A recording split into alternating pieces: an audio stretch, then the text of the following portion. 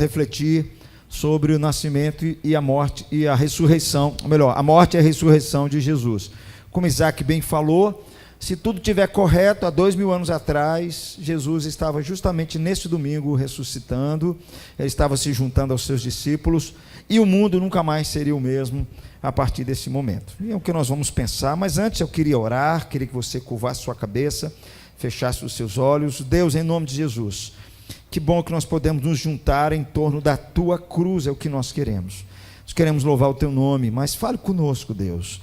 Queremos abrir a tua palavra, já cantamos, já vimos uma encenação aqui, ó Deus, através das crianças, mas nós queremos também ouvir tua voz. E nos conduz, ó Pai, no nome de Jesus. Amém. Você que nos visita, obrigado pela sua presença, ok? Depois eu quero te cumprimentar lá embaixo. Vamos começar pensando sobre essa série chamada A Paixão de Cristo, o dia em que a Revolução começou. Pensar mais especificamente sobre a verdadeira história da cruz. Talvez você não saiba, mas eu quero te refrescar a memória que o símbolo por excelência do cristianismo é a cruz. A cruz é o símbolo do cristianismo. A cruz, se você perceber bem, ela está presente nas casas, nos filmes, nas músicas, na rua, ela está presente nos vídeos populares, ela é usada em brinco que as pessoas usam, né? De vez em quando os caras põem um brinco assim, aí põem a cruz ali, alguns até mesmo fazem uma tatuagem na pele, colocando a cruz. Se a Coca-Cola ou o McDonald's pudessem descobrir como isso aconteceu, como esse símbolo pôde cair no mundo inteiro, com certeza eles gostariam muito de poder usar da mesma forma como é usada a cruz. A cruz, queridos, é o símbolo universal do cristianismo, Não sei se você já teve a oportunidade de ver um velório de um judeu. Quando ele falece, eles põem a estrela de Israel. Quando você vê a morte de um ateu, você não vê nada lá, ok? Você não vê absolutamente nada. Eu nunca vi um cemitério, eu nunca vi, confesso a vocês, um muçulmano, mas é isso que a gente vê. Normalmente você vê uma cruz, é que alguém ali tem alguma perspectiva do cristianismo, e a cruz, ela é reconhecida por milhões e milhões de pessoas como um sinal visual da fé dos cristãos. O que é estranho, e aí eu quero trazer a sua memória, que a cruz, originalmente, ela era um símbolo de sofrimento e de derrota. No tempo de Jesus, quando Jesus falava assim, carregue a sua cruz e siga-me, não era uma boa notícia, era uma péssima notícia. Carregar uma cruz era sinal de vergonha, era sinal de que aquele cara havia aprontado alguma coisa, era sinal de humilhação, era sinal de sofrimento. Só para eu te dar uma ideia, meus amigos, o Império Romano, ele matou milhares e milhares de pessoas, e pendurou essa turma toda na cruz, numa cruz de madeira. Quando Jesus morre, nós vamos falar sobre isso, não era para o Império Romano alguma coisa assim espetacular, era mais um na sua lista que eles penduravam ali no tempo do nosso Senhor Jesus. A ideia hoje, o cara pendurar uma cruz, seja na brinco, seja tatuando ou coisa parecida, seria muito parecido se você pudesse pegar uma forca e colocar aqui no seu pescoço, ou pegar uma injeção letal, né, que mata, essa injeção letal, e você pendurar no seu pescoço. A ideia é a mesma, para aqueles dias, para os nossos dias. E nós sabemos, meus amigos, que Jesus, ele foi executado há 2000 anos atrás pelos romanos, mas os cristãos, eles creem que Jesus, como nós vimos aqui, ele não permaneceu morto. A morte de Jesus, devido aos nossos pecados, é o núcleo central da Bíblia, é o núcleo central da mensagem do Evangelho, é a boa nova do Evangelho, e essa boa nova diz que Jesus venceu, porque Ele ressuscitou. Jesus não ficou preso aos grilhões da morte. Isso faz, meus irmãos e meus amigos, da cruz, não um símbolo da morte, a cruz, mas um símbolo do fim da morte. Esse que é o símbolo da cruz para a vida dos cristãos. Um sinal que para nós é um sinal de esperança, um sinal de uma possibilidade de que eu e você podemos ter uma vida totalmente transformada. É isso que fala a história da cruz, é isso que está por trás da história da cruz. Por isso que nós precisamos dar uma olhadinha melhor nos últimos momentos da vida de Jesus. Nós vamos ler um texto, mas só para te adiantar, da noite em que Jesus foi traído, ele reuniu os seus discípulos, como nós vimos aqui muito bem encenado pelos nossos atores internacionais. aqui. Nesse momento, então, Jesus ele toma um pão, e no momento que ele está tomando aquele pão, tomando os elementos na sua mão, aquilo eram símbolos do que aconteceria. O que é importante é o que Jesus está dizendo, que significava aquele partir do pão, que significava aquele vinho que ele tomava em sua mão. Eram símbolos que apontavam para uma outra realidade, que significava a sua morte na cruz. Mateus capítulo 26, de 26 a 30, eu queria convidar você a ler. Eu vou ler os pares, você lê os ímpares, por favor. É o texto que nós vamos meditar nessa noite. Enquanto comiam, tomou Jesus um pão e, abençoando, o partiu e deu aos discípulos, dizendo: tomai e comei, isto é o meu corpo.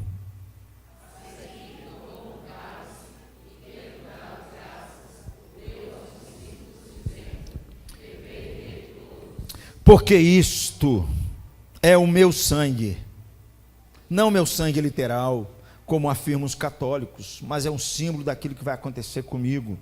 O sangue da nova aliança, derramado em favor de muitos, para a remissão de pecados.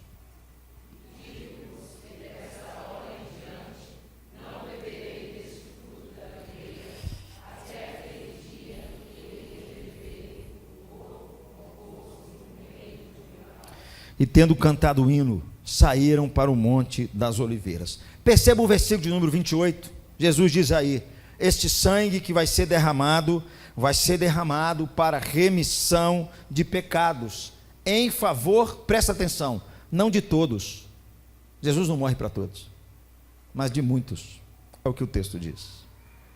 Esse sangue que vai ser derramado é em favor de muitos. Então, por aqui Jesus já deixa claro para nós que ele morre para que Deus ele possa perdoar o homem, para que Deus possa tratar o pecado humano. Para muitos isso é um absurdo quando a gente olha situações como essa. Eu já vi pessoas comentando na televisão sobre isso, já vi até algumas pessoas sendo entrevistadas e falando: como pode ele enviar o seu filho na cruz? Esse Deus, ele é muito mau. E aí se levanta algumas perguntas por trás disso. A pergunta que se levanta é: por que Jesus tinha que morrer? Por que Deus não podia simplesmente nos perdoar? Era muito mais fácil para ele. O Deus dos cristãos, meus amigos, ele não se parece com os outros deuses vingativos. É assim que muita gente pensa: nossa, Deus está bravo e vai vingar sobre o seu filho. Não é isso que nós encontramos na Bíblia, porque Deus não pode simplesmente aceitar todo mundo, como muitos dizem, ou no mínimo, ele fazer com que todo mundo se arrependa dos seus erros. Por que Jesus teria que morrer? Por que Jesus tinha que enfrentar a cruz? Por que não deixar a cruz de fora? Por que nós não nos centramos, eu e você, na vida de Jesus e ficamos olhando os seus ensinos, ficamos olhando as coisas que ele fez, os seus ensinamentos, ao ter que colocar Jesus naquela cruz? Por que a cruz era necessário? Por que Jesus ele teve que morrer? E aqui, queridos, eu quero começar a responder uma pergunta sobre isso. Primeira coisa, por que Jesus teve que morrer? Porque o perdão é uma das coisas mais caras que existe. O perdão genuíno, ele é não só caro, mas ele é altamente doloroso. Perceba o versículo 28, repetindo, diz aí: o sangue derramado para remissão de pecados, para perdão de pecados em favor de muitos.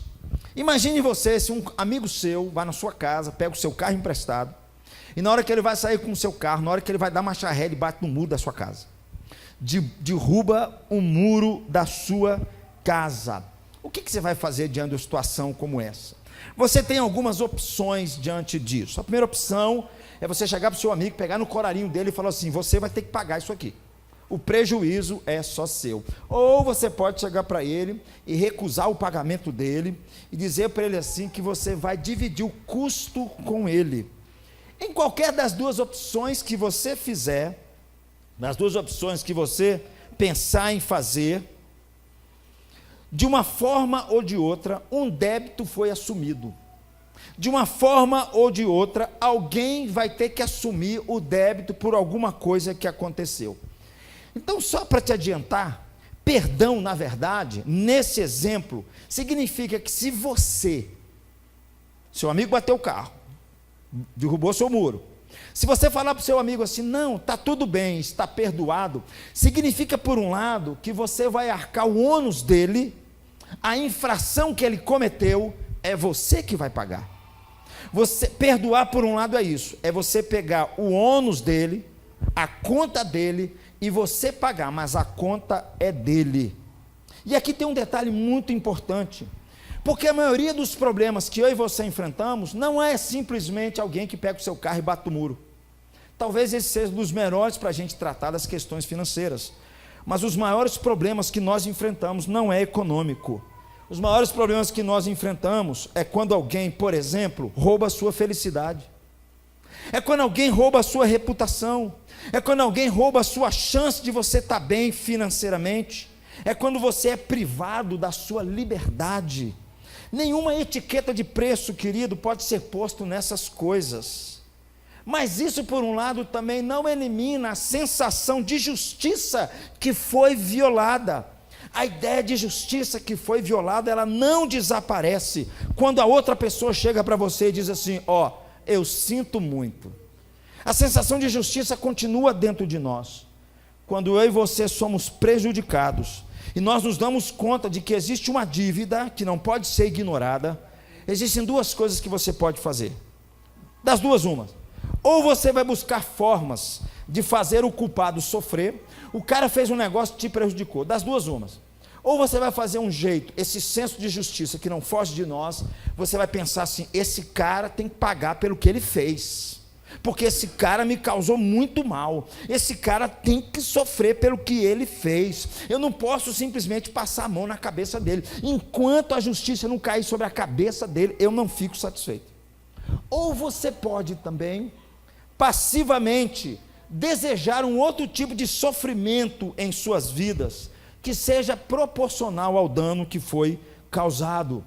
Você pode sentir-se assim, que a sua justiça só vai ser satisfeita quando você de fato perceber que a crueldade aconteceu sobre a vida dessa pessoa.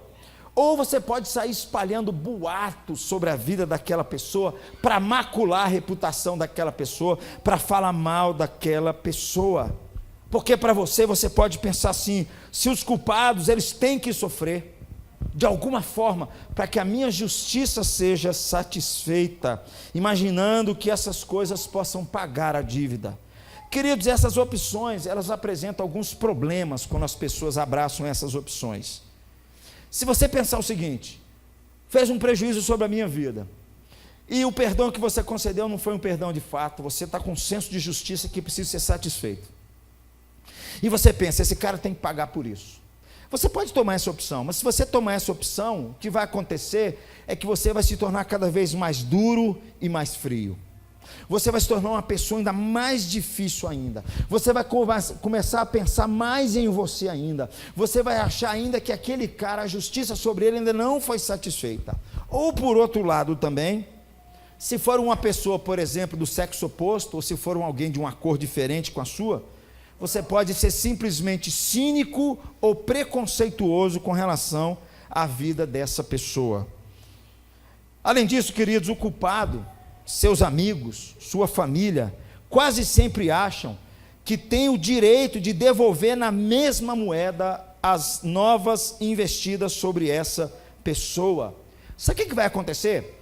Quando as pessoas de fato elas não entendem o que é perdão, que tem um ônus envolvido, não só um ônus, mas tem dor envolvida, quando as pessoas não querem pagar o preço por isso, mas elas querem guardar dentro de si esse sentimento e vão se endurecendo, vai crescendo um ciclo de retaliação, cada vez mais. E essas coisas podem nunca mais acabar. Uma das coisas que mais me chocavam quando eu ia no presídio, visitar lá a turma, uma das coisas que mais me chocavam era o desejo de vingança. Na maioria deles, o desejo de vingança era clássico na cara deles.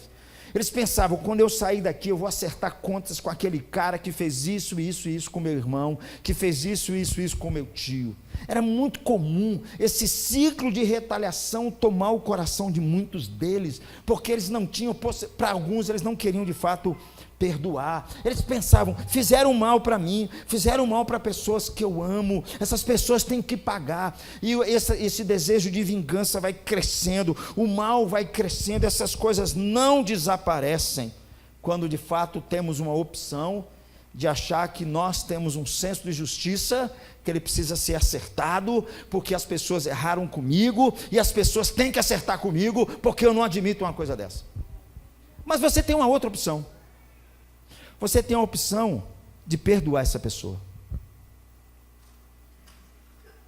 Você tem a opção de perdoar essa pessoa. O perdão, por um lado, querido, significa que você vai se recusar a fazer com que o culpado, ele pague pelo que ele fez. Você vai se recusar com essa opção.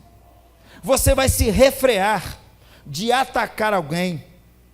Você vai se refrear de fazer isso para com a vida dessa pessoa. Você não vai viver essa agonia em você mesmo. Você prefere, no fundo, não agir assim com essa outra pessoa. No fundo, ao fazer isso, você, por um lado, vai estar sofrendo. Você vai sofrer porque essa perda original da sua felicidade, da sua reputação, da sua oportunidade. Mas você vai pensar assim, que agora você abriu mão do consolo que foi infringido pelo mal que foi feito a você, que lhe causou prejuízo. Sabe o que vai acontecer com você? Você vai absorver a dívida da outra pessoa para você. Você vai assumir por completo o ônus, em lugar de cobrar ao outro. Mas o que é interessante quando as pessoas resolvem perdoar, é porque há uma dor envolvida. Há uma dor imensa envolvida. Muita gente diria que é até uma espécie de morte. Queridos, por isso que eu falo que perdão é um negócio muito caro. Uma vez eu conversei com um rapaz, com um casal, melhor dizendo, foi com um rapaz, e eu falei com ele assim, filho, o que você está querendo em relação a essa outra menina é um negócio muito caro. Você tem que aprender a perdoar essa moça. Essas coisas não são baratas, e essas coisas vão doer em você. Quando se resolve perdoar, meus amigos, nós estamos rejeitando a vingança. Nós não queremos que essa coisa tome o nosso coração, tome o nosso pensamento. Nós não queremos que o ódio tome o nosso coração. Pelo contrário, que o ódio ele possa diminuindo cada vez mais. Quando nós perdoamos por um lado, nós queremos acabar com o ressentimento que ele vai apagando devagarzinho. E nós não queremos ficar sendo alimentados por ressentimentos. É bom dizer, queridos, que o desejo de vingança, ele não decorre de uma boa vontade, mas de uma má vontade. Você pode dizer coisas assim, eu só quero cobrar do outro as minhas satisfações, mas a sua motivação verdadeira, talvez seja no fundo em querer ver essa pessoa sofrendo. Se você não confrontar essa pessoa para o bem dela, ou da sociedade, mas apenas satisfazer esse desejo seu que está lá dentro, isso ainda não é perdão. É assim que nós entendemos. Apenas quando você, querido, se livra da necessidade de ver o outro sofrendo, que vai começar a surgir dentro de você uma mudança, uma reconciliação, uma cura dentro de você. Você vai precisar se sujeitar ao sofrimento oneroso, até mesmo à morte, para você perdoar essa pessoa, para que de fato você seja curado. Por que eu estou falando tudo isso, queridos? Porque isso nos ajuda a responder a pergunta, por que Jesus teve que morrer? Por que Jesus disse em sua ceia, já nos seus últimos momentos, este é o meu corpo que é dado por vós, para a remissão dos seus pecados, para perdão dos seus pecados. Será que Deus não podia simplesmente nos perdoar e passar por cima, sem evitando a cruz, evitando que o seu filho fosse a cruz? Até agora nós falamos, queridos, que ninguém simplesmente perdoa quando o mal é grave. Nós falamos até agora que perdoar significa você arcar o custo em lugar de obrigar o culpado a fazê-lo. Isso significa, por um lado, que o modo que a pessoa se oferece em amor para tentar renovar e mudar o seu inimigo. Quando você perdoa alguém, você assume o ônus dele para você, a dor dele para você, você não quer vingança em relação a outra pessoa. No fundo, isso é um tipo de morte que você está passando, é um tipo de agonia que você está passando, Porque perdoar, queridos, significa absorver sozinho a dívida do pecado sobre você. Todos aqueles que perdoam, queridos, grandes malefícios, eles passam a alcançar um tipo de ressurreição, eles passam a experimentar um tipo de vida diferente, um tipo de situação diferente, uma mudança na sua própria vida. Nós deveríamos então nos surpreender pelo fato de saber que Deus, uma vez, Ele decidiu nos perdoar, ao invés de castigar a mim e a você, por todos os sofrimentos que nós infligimos a Ele, e nós o prejudicamos. Ele resolveu nos perdoar, Ele resolveu fazer isso, tendo colocado o seu Filho naquela cruz para morrer. Nós não podemos, queridos, nos esquecer do que foi dito até agora. Todos aqueles que perdoam, assumem os pecados da outra pessoa sobre si mesmo.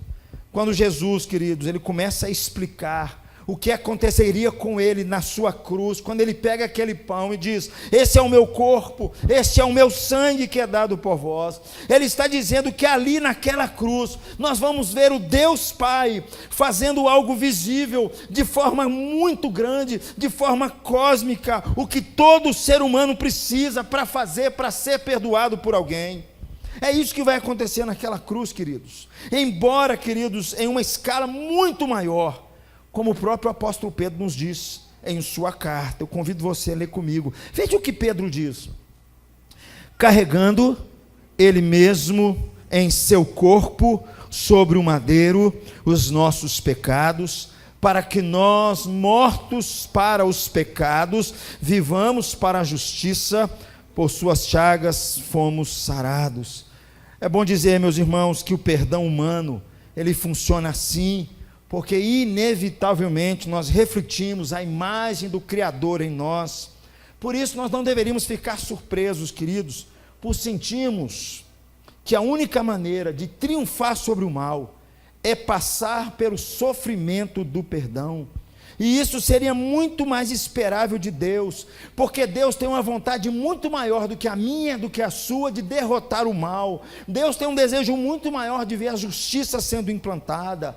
Deus tem um desejo muito maior de fato, e para isso Ele fazer, há uma necessidade nele, de que de fato Ele precisa perdoar-nos, Ele precisa nos perdoar de uma forma muito grande. É muito importante, queridos, que nós recordemos que a fé cristã sempre entendeu que Jesus Cristo é Deus. Portanto, queridos, isso significa que quando Jesus está naquela cruz, o sofrimento que Ele está tomando sobre si é o sofrimento que está atingindo o próprio Deus. Ao contrário, queridos, Ele absorveu na cruz o nosso Deus, o nosso Senhor Jesus, a violência e o mal do mundo sobre si. Por isso, queridos, o Deus da Bíblia não é como as outras deidades qualquer, que elas exigem sangue para acalmar a sua ira. Ao contrário, esse Deus é um Deus que se fez humano e se ofereceu o seu sangue, a fim de honrar a sua justiça moral, a fim de mostrar o seu amor misericordioso, de modo que um dia Ele pudesse destruir todo o mal. É isso que vai acontecer ali na cruz. Por isso que a cruz, queridos, não é um exemplo atraente para ninguém, de amor sacrificial. Normalmente muita gente olha assim: não, Jesus morreu só como ser um bom exemplo. Jesus não é exemplo para ninguém nesse sentido. Não é. Primeiro que você não aguenta ser exemplo, você não consegue segui-lo. Segundo que Ele não morre para ser exemplo para ninguém. Ali na cruz Ele desperdiça a sua vida. Ele se entrega ali naquela cruz. Alguém tentar seguir o exemplo de Jesus vai simplesmente desperdiçar a sua vida. A morte de Jesus, queridos, só é um bom exemplo se tiver sido mais do que um exemplo, se tiver sido algo absolutamente necessário para nos salvar. E foi porque Jesus teve que morrer a fim de nos perdoar. Por que Ele teve que fazer isso? Porque havia uma dívida que precisava ser paga. Eu e você temos uma dívida impagável diante de Deus. Ou você acha que os seus pecados vão ficar impunes diante de Deus? Ou você acha que os maus pensamentos que passam na sua cabeça vão ficar impunes diante de Deus? Ou você acha que o mal que você fez para alguém, o pecado que você cometeu na sua vida, isso não está registrado em Deus? Você acha que você não tem que prestar satisfações a Deus com respeito a isso? Por que Jesus morreu, queridos? Porque nós adquirimos uma dívida e nós não conseguimos pagá-la, mas o próprio Deus pagou na cruz. Havia um castigo que nós deveríamos suportar, mas o próprio Deus é quem suportou. O perdão é sempre uma forma de sofrimento muito caro. É justamente, queridos, no perdão divino que se encontra a fonte e o caminho para o perdão humano. Eu já falei isso aqui na igreja e gosto sempre de repetir. Eu converso com as pessoas e falo assim: sabe por que eu perdoo, cara? Eu perdoo não porque eu sou bom, não. Eu perdoo porque eu fui perdoado. Eu perdoo porque foi perdoado. Você acha que é fácil você ouvir alguém falar da sua esposa? Você acha que é fácil alguém falar mal do seu filho? Cara, como pode? Só se perdoa, eu perdoo porque eu sei que eu fui perdoado naquela cruz. Quando Jesus ele faz isso, quando Deus faz isso em Cristo Jesus, Ele nos mostra qual é o caminho para nós perdoarmos.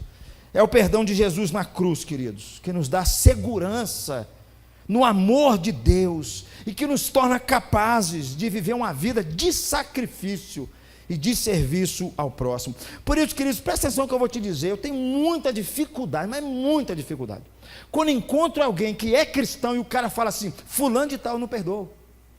Tudo bem, você pode ter dificuldades, isso faz parte da nossa dificuldade como humanos, isso é normal. Mas, queridos, não cabe a um cristão isso, nós precisamos entender isso. Às vezes, casais, eu fico vendo marido e esposa, um fala assim: não quero ver essa mulher na minha frente, nunca mais, não quero. Ou entre irmãos, é muito comum entre irmãos isso acontecer. Quando vai dividir a herança, o olho cresce mais um pouquinho, porque um acha que deve ganhar mais do que o outro, e um começa a ficar com raiva do outro. E aí alguém consegue ganhar mais, o outro não perdoa por nada. Queridos, nós precisamos entender a cruz, porque se nós entendemos a cruz, nós vamos entender que nós fomos perdoados ali, e é o caminho que nos abre para a gente perdoar a vida de uma outra pessoa. Mas não é só a questão do perdão que Deus foi resolver. Deus também teve que resolver uma outra questão, um outro motivo pelo qual Jesus pega o pão, pega o cálice, explica tudo aquilo, e Ele está dizendo por que Ele tinha que morrer. Porque o amor verdadeiro, queridos, ele é uma troca pessoal, é o amor verdadeiro. Vamos ler novamente comigo, 26 a 28, por favor. Enquanto comiam, tomou Jesus um pão, e abençoando, o deu aos discípulos, dizendo: tomai e comei, isto é o meu corpo. A seguir tomou um cálice, e tendo dado graças, o deu aos discípulos, dizendo: bebei dele todos, porque isto é o meu sangue, o sangue da nova aliança, derramado em favor de muitos, para a remissão de pecados. Em 1990, surgiu uma denominação, que ela sediou uma certa conferência de teólogos. Um dos palestrantes disse o seguinte: eu acho que nós não precisamos de uma teoria sobre a morte de Jesus. Eu acho que nós não precisamos de gente sendo pendurada em cruz. Eu acho que nós não precisamos de sangue ficar sendo respingado. Nós não precisamos mais dessa cena. Por que não nos concentramos, dizia esses teólogos, em ensinar o quanto Deus é um Deus de amor? Vou falar um negócio para você. O negócio mais comum que eu vejo hoje é isso. As pessoas querem um Deus de amor só e ponto. Porque a ideia básica é que um Deus de amor é aquele Deus banana, é aquele Deus assim que ele tem que ser complacente com seus erros, com seus pecados, está sempre à disposição, é aquele pai que promete, no final tem que dar, independente se o filho fez ou não fez. Esse é um conceito muito comum nos nossos dias, mas a gente precisa entender, queridos, que a resposta para isso tudo é que, se deixarmos de lado a cruz, você nunca vai entender o que é o amor de Deus. Se a cruz não fizer parte do cristianismo, você não vai entender o amor de Deus. O que Jesus está ensinando de forma viva, quando Ele pega o pão e pega o cálice, de forma dramática, junto aos seus discípulos, é justamente isso: que sem a cruz, eu e você não teremos nunca um Deus de amor, sem a cruz. No mundo que vivemos, querido, nos nossos relacionamentos, É impossível você amar uma pessoa que tenha problemas ou tenha necessidades, sem de alguma forma partilhar ou até mesmo trocar de lugar com essa pessoa. Sabe por quê, queridos? Que eu gostei dessa frase que diz assim: todo amor genuinamente transformador implica algum tipo de troca. Meu amigo, eu vou dizer um negócio para você: amar alguém feliz, amar alguém equilibrado, amar pessoas que te fazem bem, amar pessoas que te chamam para tomar cafezinho na casa dela, que te chamam para comer carne, que te dá presentes, amar esse tipo de pessoa não é problema. Essas pessoas não vão exigir quase nada de você, elas não vão cobrar absolutamente nada de você. Amar as pessoas que nos amam não vai exigir muito de nós, mas pense por um momento, pense em alguém que é emocionalmente doente. Não há como ouvir e amar gente assim e sair totalmente ileso emocionalmente. Talvez essas pessoas se sintam mais fortes e mais seguras quando elas nos ouvem, mas isso só vai acontecer se eu e você ficarmos emocionalmente exauridos. Pessoas emocionalmente doentes perto de você, elas vão sugar de você. Se você quer amar essa pessoa, em algum sentido, elas vão exaurir as suas forças. Pessoas assim, ou são elas, ou somos nós. Para erguer pessoas emocionalmente doentes, nós precisamos estar dispostos a perder algo em nós, a abrir alguma mão em nós mesmos. Imagine que você conheça um homem inocente, mas que esse homem está sendo perseguido por agentes secretos ou algum tipo de poder que tem na cidade. Aí esse cara chega para você e pede a sua ajuda. Se você não o ajudar, é muito provável que o seu amigo vai morrer, porque ele está te pedindo ajuda, ele está sendo perseguido, tem agentes atrás dele, tem gente querendo matá-lo, tem gente querendo persegui-lo. Mas presta atenção, se você se aliar a esse seu amigo, se você disser para ele assim: nós estamos juntos nesse negócio, em um determinado sentido, você acabou de perder sua segurança. Em um determinado sentido, quem está começando a correr risco de vida é você agora. Só porque você disse: eu estou junto com você. É ele ou é você? Ele se sentirá cada vez mais seguro devido ao seu envolvimento, mas apenas por você estar disposto a partilhar com ele da sua insegurança e da sua vulnerabilidade. Presta atenção, quer ver? Isso é muito fácil a gente entender. Eu estou aqui perante vários pais. Nós colocamos os nossos filhos no mundo. Que bichinho bonitinho, né? Que gracinha, nossa, que beleza, não é verdade? Hoje eu estava até brincando em casa, eu e a Rejane, estava até brincando. Aí a Rejane perguntou assim: Renato, com quem você ficou feliz quando os meninos nasceram? Assim, aí Letícia estava do meu lado, eu falei assim: não, só com o João, Letícia, com você eu não fiquei feliz não. Não tem como a gente não ficar assim naquela expectativa, principalmente com a cara de quem que vai aparecer, né, Diego? Nossa, quando aparece com a nossa cara, aí fica uma beleza, não é verdade? Agora, queridos, quando a gente coloca os nossos filhos no mundo, a gente sabe que eles são 100% dependentes de nós. Eles dependem de nós para tudo. Eles não podem, os nossos filhos, eles serem autossuficientes e nem independentes. Eles só vão se tornar autossuficientes e independentes a menos que os pais eles possam abrir mão da sua própria independência e de liberdade durante anos. Se você quer ver os seus filhos sendo maduros, autossuficientes e independentes, você vai ter que abrir mão da sua independência e da sua liberdade para vê-los assim. Se você não permitir que os seus filhos, eles comprometam a sua liberdade, se tiver presente ao lado deles somente quando lhe for conveniente, os seus filhos eles vão crescer só fisicamente, eles não vão crescer emocionalmente. Sob todos os demais aspectos, queridos, eles continuarão emocionalmente carentes, confusos e excessivamente dependentes. A escolha é muito simples: Ou você sacrifica a sua própria liberdade, ou sacrifica a liberdade deles. Você quer ter os seus filhos maduros, você vai ter que abrir mão da sua liberdade. Você não vai poder viver de qualquer jeito mais para criar os seus filhos. São eles ou são vocês? Para amar bem os seus filhos, queridos, eu e você precisamos perder para que eles ganhem. Para amar alguém, você vai ter que perder para ele poder ganhar. E você precisa estar muito disposto a partilhar da sua dependência que tem, para que eles possam gozar de uma liberdade e uma certa independência.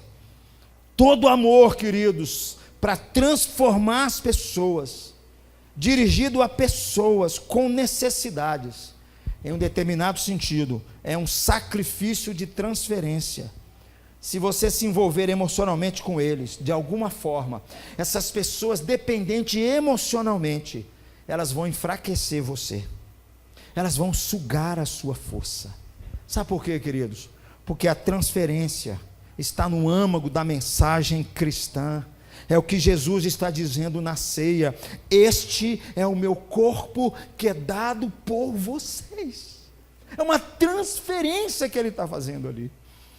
John Stott, um grande teólogo que faleceu há uns 2 anos atrás, é um dos grandes livros que ele escreveu, dizendo a cruz de Cristo.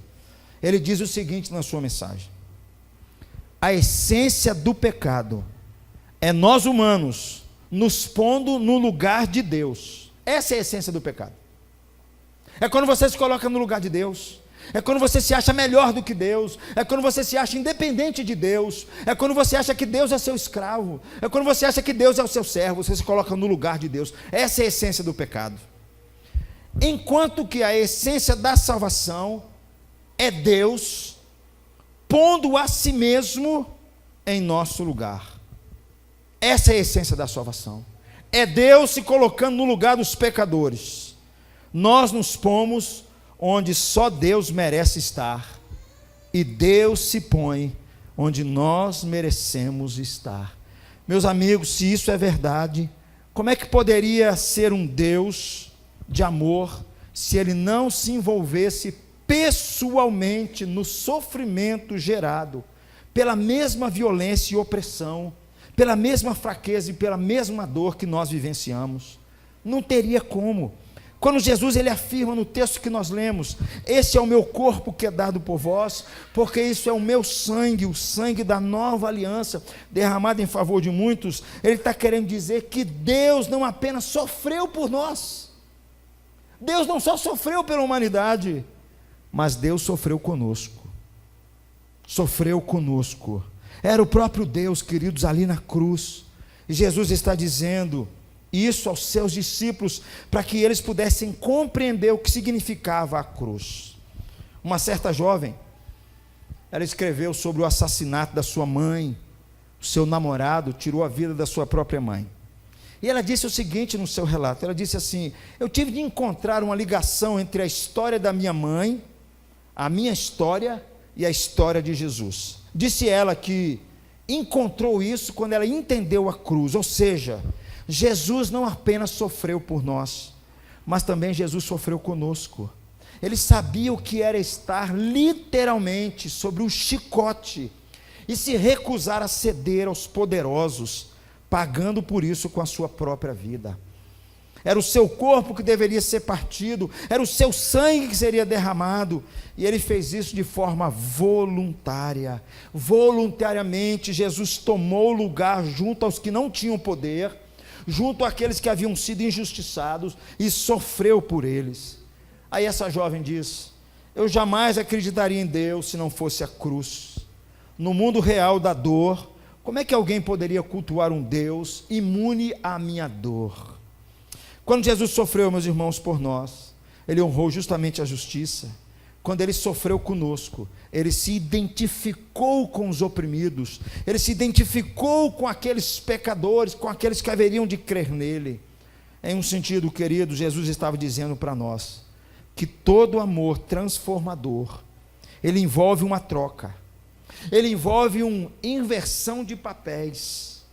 Ou seja, Jesus assumiu o nosso papel, que foi uma grande inversão que ele fez por nós. Deus, detentor de todo o poder supremo, troca de lugar com aqueles que não merecem, com os marginalizados, com os pecadores, com os oprimidos. Se você puder ler a sua Bíblia depois, você vai encontrar isso em vários textos na Bíblia, dizendo assim que Deus, Ele exalta os humildes, mas aos soberbos, Ele se afasta deles. Ele derrama sua graça aos humildes, mas aos soberbos Ele nem dá ouvido para eles. Esses jamais poderiam imaginar que o próprio Deus descesse do seu trono supremo e sofresse com os oprimidos, para que os oprimidos pudessem ser exaltados. Meus amigos, esse é o pradão da cruz. Significa que a glorificação de todo mundo, do poder e do status, está denunciada agora e derrotada. Quando Jesus, Ele tomou o pão, Ele tomou o cálice, tanto o pão, queridos, quanto o vinho, para serem preparados, eles precisam passar por muito sofrimento. O pão precisa ser amassado, o vinho precisa ser pisado, a uva precisa ser pisada, símbolo do sofrimento. Na cruz, Jesus vence através da perda, Ele triunfa através da derrota, Ele conquista através da fraqueza e da dedicação, queridos, abrindo mão de tudo. Jesus, Ele vira de cabeça para baixo os valores do mundo. É isso que Jesus está propondo. Essa virada do avesso, queridos, ela simplesmente contradiz todo o pensamento e prática universal. Na verdade, o que Jesus está propondo para os seus discípulos é uma contracultura, eles andarem na contramão dos valores do mundo. A cruz diz isso para nós, é um sinal de vergonha, mas é um sinal de exaltação, que diz para os cristãos que está na contramão do que o mundo está pensando. Neste reino, queridos, há uma inversão de valores do mundo, com respeito ao poder, à fama, ao status e à riqueza. Nessa contracultura, os cristãos agora, eles encaram o dinheiro como algo a doar, o poder como algo a ser usado para servir, a superioridade, queridos, de um em relação ao outro, em relação à classe, o acúmulo de dinheiro, o poder à custa de outras pessoas, tudo isso se perde por causa da cruz. Mas eu fico com uma pergunta, todas as vezes que eu leio esse texto da ceia do Senhor, eu fico com uma pergunta: quem são esses que vão experimentar isso? Quem são esses que vão poder experimentar essa contracultura, que Jesus está morrendo por eles? O texto que lemos nos ajuda, porque diz aí, tomou Jesus um pão, e abençoando-o partiu, e o deu aos discípulos, dizendo: tomai e comei, isto é o meu corpo. A seguir tomou um cálice, e tendo dado graças, o deu aos discípulos, dizendo: bebei dele todos. Jesus está diante dos seus discípulos, não são todas as pessoas, não, porque Ele está diante daqueles que sabe, que Jesus sabe que vão amá-lo, que sabe que vão segui-lo, que sabe que vão obedecê-lo. Não são aqueles que não estão nem aí para Jesus, não são aqueles que não amam Jesus, não são aqueles que não obedecem Jesus, não são aqueles que são amigos do mundo e amigos de Deus, não são esses, não são aqueles que não seguem Jesus, não é por esses que Jesus está morrendo. Jesus está morrendo por aqueles que de fato haveriam de crer nele, aqueles que assumiriam uma postura diante do mundo, dizendo: eu sou de Jesus, porque Jesus morreu por mim. Eu pertenço a Cristo porque Ele deu a vida dEle por mim, Ele derramou o sangue dEle por mim naquela cruz, é por isso que eu amo. Queridos, a Bíblia nos diz que quem amar o mundo não tem como amar a Deus, as coisas são opostas. Não tem como eu ganhar o mundo e ganhar Jesus. Que adianta o homem aproveitar o mundo inteiro se vier a se perder? Achar que pode ser dono de si mesmo? São aqueles que sabem que Jesus é Senhor da sua vida, entregou sua vida a Jesus. São esses que Jesus está dizendo que tomam e que bebem do pão, que bebem do cálice, comem do pão, ou seja, aqueles que verdadeiramente creem em Jesus, que reconheceram e reconhecem: Pai, eu pequei diante de Ti, e eu não sou digno de ser chamado Teu filho, meu Pai. São esses que Jesus está tratando com eles. São esses que disseram assim, que nós não tínhamos juízo nenhum, nós éramos rebeldes, nós éramos maus, nós éramos escravos de toda sorte de paixões e de prazeres, nós vivíamos para nós mesmos, mas um dia que se arrependeram, se voltaram, se renderam a Cristo e reconheceram em Jesus, entregando as suas vidas, são esses que devem comer do pão e beber do cálice. Essa mensagem da cruz, querido, que atingiu o coração desses. Esses foram moldados pela grande inversão da cruz, que eles já não necessitam ficar se auto-justificando através do dinheiro, através do status, através da carreira, através do orgulho social. A cruz, queridos, cria uma contracultura, na qual nem o sexo, nem o dinheiro, nem o poder deixam de nos controlar. Eu não sou mais escravo dessas coisas, eu não sou mais dominado por isso, essas coisas não mandam mais no meu coração, essas coisas não são o senhor da minha vida. É isso que a cruz faz, quando alguém se rende a ela. Não são mais usados para doar a minha vida agora é para servir a Ele, servir aos meus irmãos. Para entender, queridos, por que Jesus teve que morrer, é importante nós recordarmos, o resultado da cruz é o perdão oneroso dos pecados, e o padrão da cruz é a inversão dos valores do mundo. Na cruz, queridos, nem a justiça, nem a misericórdia ficaram de fora. Na cruz, ambas as coisas são realizadas em Jesus. Como eu sempre digo, se Deus nos tratasse só com a sua justiça, ninguém ficaria de pé. Se Deus nos tratasse só com a sua misericórdia, Ele salvaria todo mundo. Mas na cruz Ele resolve esse problema. Ele mostra a sua justiça e mostra a sua misericórdia. A morte de Jesus era necessária, já que Deus levaria a justiça de Deus, já que Deus levaria a justiça a sério, sem deixar de nos amar. Essa mesma preocupação, queridos, estava no coração de Jesus. Jesus, na hora que ele estava para morrer, ele faz a mesma pergunta ao seu pai: Pai, por que eu tenho que morrer? Por que eu tenho que ir à cruz? Quando ele estava no jardim do Getsêmani, a caminho da cruz, nos seus últimos momentos, Jesus se volta para o seu pai e pergunta, em agonia, ali na cruz ele pergunta: Pai, por que o Senhor está me abandonando, meu pai? Pai, por que eu tenho que passar por tudo isso, meu pai? E só tem uma resposta: por causa de mim e de você, cara. Eu tenho que passar por isso por causa deles. É a resposta. Eu quero concluir, meus irmãos. É evidentemente, queridos, que a doutrina da cruz, ela é ainda muito mais profunda. Eu não tratei nada da doutrina da cruz aqui. Isso aqui eu só passei de relance, Fatinha. Tem muito mais coisa. Uma exposição como essa, querido, não é capaz de transmitir o poder transformador do Evangelho e da cruz, daquele ato narrado ali por Senhor Jesus. Se você pensar bem, todas as histórias que mais tocam o seu coração são aquelas histórias que alguém sofre uma grande perda ou morre a fim de dar a vida para outra pessoa. Quando você assiste filme e o filme mostra realidades como essa, essas coisas nos emocionam. Quando alguém resolve se doar no lugar do outra pessoa, quando alguém resolve assim, por um motivo ou outro, sofrer por uma outra pessoa, essa coisa mexe com o nosso coração. Existe um livro que conta uma história interessante, chamado Um Conto de Duas Cidades. É uma narrativa muito interessante, que nos ajuda a entender quando alguém dá a vida no lugar do outro. Esse livro, ele conta sobre dois homens.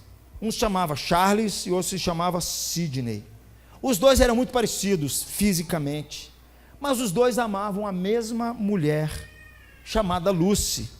Só que Lucy prefere escolher Charles, casa-se com ele e ambos têm um bebê. Essa história do livro, ela é contada num período da Revolução Francesa, e o Charles acaba sendo preso e condenado à morte numa guilhotina. O livro conta, esse romance conta, que o Sidney, que era inglês, ele visita Charles na véspera da sua morte, e Sidney simplesmente se oferece para substituir no lugar do Charles. E o livro conta que Charles recusa essa oferta, mas Sidney, ele dopa o seu amigo e o leva às escondidas até uma carruagem e o manda para a sua casa. Em seguida, ele assume o lugar de Charles e a família, no lugar de Charles e a família, e fogem mais tarde para a Inglaterra. Na prisão, uma jovem costureira, também condenada à morte, se aproxima de Sidney e começa a conversar com ele, pensando que é Charles, que é Charlie. Quando ela se dá conta da troca, seus olhos ficam arregalados e ela se pergunta: mas você vai morrer por ele? Perguntou para Sidney. Não só por ele, Eu vou morrer por ele, pela mulher dele e pelo filho dele. Por favor, não conte isso para ninguém. A costureira, o livro nos fala, que confessa então que ela fica apavorada e ela não tem muita certeza de se ela será capaz de enfrentar a sua própria morte. Ela pergunta então ao corajoso estranho se ele seguraria na sua mão nos momentos finais. Quando chega a hora, os dois se dirigem para a guilhotina de mãos dadas. Ela sente o seu coração mais acalmado, ela sente mais esperança, desde que não tire os olhos dele.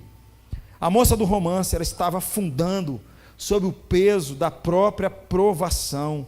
A sua força ia embora, mas então ela ficou maravilhada pelo sacrifício de transferência do Sidney. Isso a ajudou a enfrentar aquele momento mais difícil da sua vida. Quando lemos histórias como essa, nosso coração fica tocado. Mas eu quero dizer para você, meu amigo, que o Evangelho, além de ser verdadeiro, não é um romance, vai muito bem além disso, vai muito além disso.